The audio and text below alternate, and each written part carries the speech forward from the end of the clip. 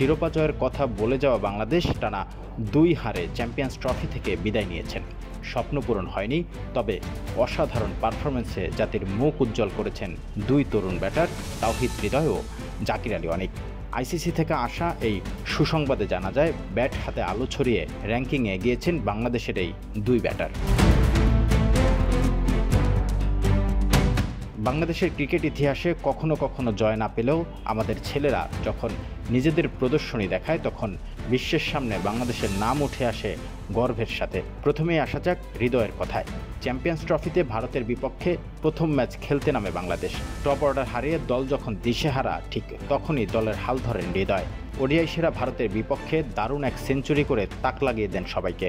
তার এই অসাধারণ পারফরমেন্স তাকে র্যাঙ্কিংয়ে 18 ধাপ এগিয়ে পৌঁছে দেন 64তম স্থানে। তিনি এখন ক্রিকেট দুনিয়ায় আরও একজন শক্তিশালী নাম। সব মিলে ভারত আর নিউজিল্যান্ডের বিপক্ষে তার অসাধারণ পারফরমেন্স তাকে নিয়ে যায় নতুন এক উচ্চতায়।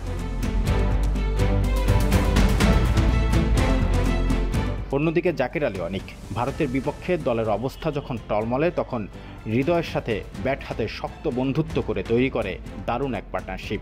নিজে অবশ্য স্বপ্নের শতকটি না করতে পারলেও 68 রান করে দলকে বাঁচায় অসম্মানের হাত থেকে। তার এই চোখ ধাঁধানো পারফরমেন্সে তার নাম লেখা হয় আইসিসির র্যাঙ্কিংয়ে। 64 ধাপ এগিয়ে তিনি পৌঁছে যান 94তম স্থানে।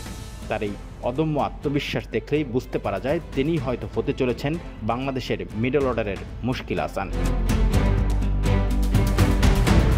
জাকির হৃদয়ের এই সাফল্য শুধু নিজেদের জন্য নয়, এটি পুরো বাংলাদেশের প্রাপ্তি।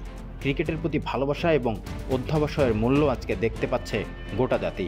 যখনই তারা উইকেটের মধ্যে দাঁড়িয়ে থাকে, তারা জানেন দেশের কোটি কোটি মানুষের আশা আকাঙ্ক্ষা নিয়ে খেলছেন তারা। তাই আজকের এই অর্জন খুলে দিয়েছে নতুন স্বপ্নের পথ। রিপন হোসেন, ঢাকা মেইল।